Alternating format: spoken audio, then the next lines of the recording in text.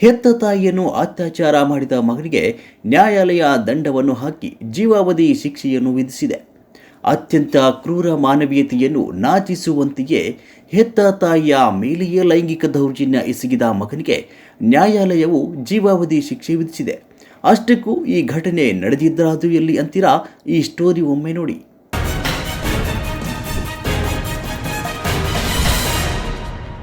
ಹೌದು, 9 ವರ್ಷ ತನ್ನ ಮಗನನ್ನು ಹೊಟ್ಟೆಯಲ್ಲಿ ಜೋಪಾನವಾಗಿ ನೋಡಿಕೊಂಡು ನಂತರ ಹೆತ್ತ ಮಕ್ಕಳಿಗೆ ಉತ್ತಮವಾದ ಭವಿಷ್ಯ ರೂಪಿಸಬೇಕು ಅಂತ ಹೆತ್ತ ತಂದೆ ತಾಯಿಯ ಆಸೆಯಾಗಿರುತ್ತೆ.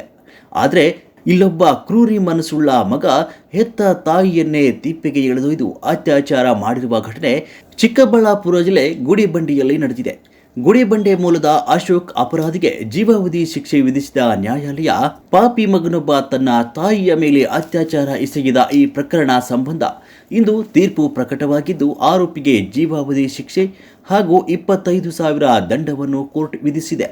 ಇನ್ನು ಅಶೋಕ್ ಎಂಬ ಆರೋಪಿ ತನ್ನ ತಾಯಿ ರಾಮಕ್ಕ 65 ವರ್ಷ ಅವರನ್ನು ತಿಪ್ಪೆಗೆ ಎಳೆದೊಯ್ದುಕೊಂಡು ಹೋಗಿ ಲೈಂಗಿಕ ದೌರ್ಜನ್ಯ ಎಸಗಿದ್ದಾನೆ.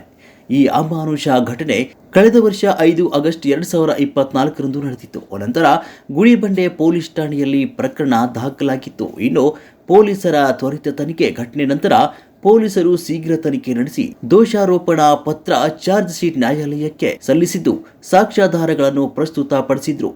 ನಮಸ್ಕಾರ. ನಮ್ಮ ಚಿಕ್ಕಬಳ್ಳಾಪುರ ಡಿಸ್ಟಿಕಲ್ಲಿ ಹೆಚ್ಚಿನ ಸಂಖ್ಯೆಯಲ್ಲಿ ಆಕ್ಸಿಡೆಂಟ್ಸ್ ಆಗ್ತಾ ಇದೆ. ಸುಮಾರು ಡೆತ್ ಕೂಡ ಆಗಿದೆ. ಆಕ್ಸಿಡೆಂಟ್ ಕಾರಣ ಬಗ್ಗೆ ಈ ವಿಚಾರ ಬಗ್ಗೆ ನಾವು ಪೂರ್ತಿ ಡಿಸ್ಟಿಕ್ದಲ್ಲಿ ಹೆಲ್ಮೆಟ್ ಕಡ್ಡಾಯ ಆಗಬೇಕು, ಈ 12ನೇ ತಾರೀಕಿಂದ ಒಂದು ತೀರ್ಮಾನ ಮಾಡಿದ್ದೀವಿ. ರೆಗ್ಯುಲರ್ ಆಗಿ ಪ್ರತಿದಿನ ಅವೇರ್ನೆಸ್ ಪ್ರೋಗ್ರಾಮ್ಸ್ ಮಾಡ್ತಾ ಇದ್ದೀವಿ.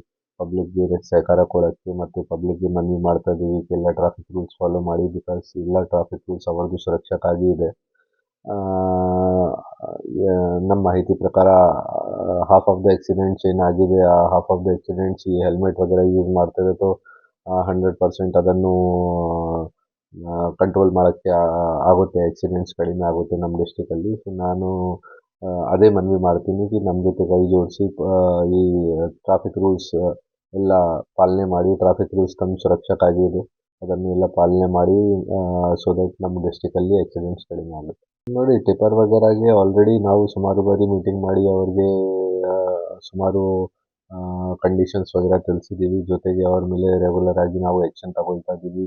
ವಾದ ಪ್ರತಿವಾದ ಆಲಿಸಿದ ನ್ಯಾಯಾಧೀಶ ಶ್ರೀ ಕಾಂತರಾಜು ಎಸ್ವಿ ಅವರು ಈ ಕಠಿಣ ಶಿಕ್ಷೆಯನ್ನು ಪ್ರಕಟಿಸಿದ್ದಾರೆ. ಒಟ್ಟಾರೆಯಾಗಿ ಹೆತ್ತ ತಾಯಿಯನ್ನೇ ಬಲಾತ್ಕಾರ ಮಾಡಿದ ಕ್ರೂರ ಪಾಪಿ ಮಗನಿಗೆ ನ್ಯಾಯಾಲಯ ಜೀವಾವಧಿ ಶಿಕ್ಷೆ ವಿಧಿಸಿದ್ದು, ಮುಂದೆ ಇಂತಹ ಒಂದು ಘಟನೆ ಎಲ್ಲೂ ಆಗದಂತೆ ಮತ್ತು ನಡೆಯದಂತೆ ನ್ಯಾಯಾಲಯವು ಒಳ್ಳೆಯ ತೀರ್ಮಾನ ಕೈಗೊಂಡಿದೆ ಎಂಬುದರಲ್ಲಿ ಯಾವುದೇ ಸಂಶಯವಿಲ್ಲ.